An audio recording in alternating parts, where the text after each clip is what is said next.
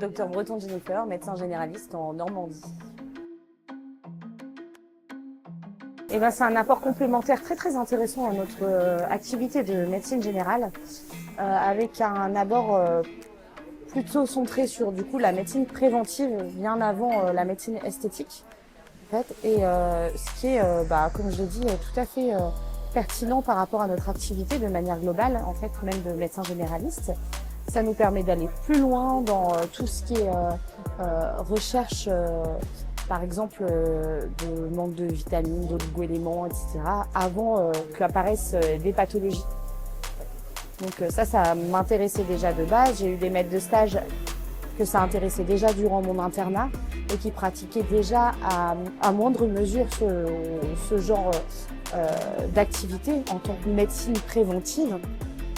Et j'ai voulu aller plus loin et c'est vrai que ce séminaire était vraiment très intéressant sur ce point-là, avec des découvertes de techniques que je ne connaissais pas, qu'on n'apprend pas forcément à la faculté, avec beaucoup d'études associées en fait. Et ça, c'est intéressant aussi de voir qu'il y a une fiabilité avec de nombreuses études viables en fait sur ce qui est proposé. Et puis surtout avec une grande compétence des médecins, des docteurs, des professeurs qui viennent nous donner cours. Une belle expérience. Alors en premier lieu, je pense que je vais continuer à l'idée de faire de la médecine préventive, mais peut-être aller plus loin encore sur la recherche que je pouvais faire par exemple de carences vitaminiques, de carences en oligo-éléments parfois.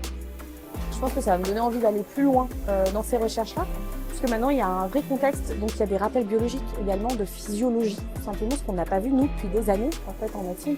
On est très centré sur la pathologie, et du coup ça on le voit plus beaucoup à partir de la fin de deuxième année, troisième année de médecine. Et donc là c'est un gros rappel de ça. Et du coup sur mon activité en particulier, je pense que je vais me centrer sur encore plus de prévention. Ça m'apporte encore plus d'outils, en fait, tout simplement.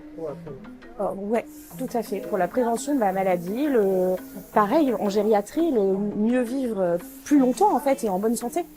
Donc ça, c'est super intéressant, comme on parlait du risque sarcopénique, que là on voit, comment le prendre en charge, comment l'éviter, les pseudo-syndromes dépressifs de la personne âgée aussi, pourquoi, comment ils apparaissent, c'est pas quelque chose que forcément auquel on est substantivement formé quand on est même interne, où on va vraiment s'occuper encore une fois de la pathologie.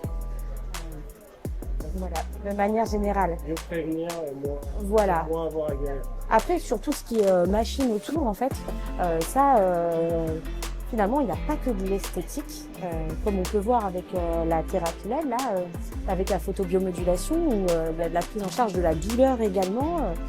Donc c'est assez passionnant en fait, ça va vraiment beaucoup plus loin que ce que j'imaginais en médecine esthétique.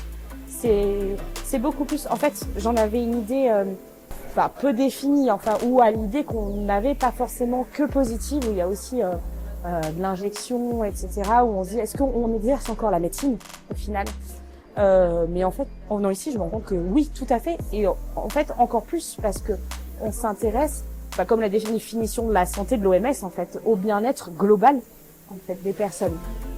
Donc, qui n'est pas que physique, en fait. Ça intègre, oui, tout à fait.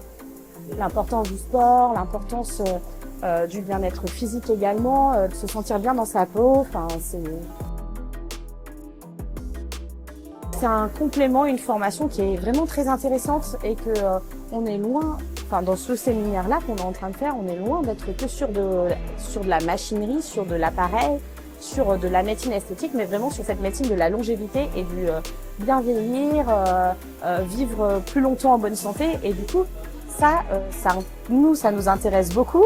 Je pense que ça intéresse beaucoup en santé publique aussi, parce qu'en fait, on a une population qui est vieillissante.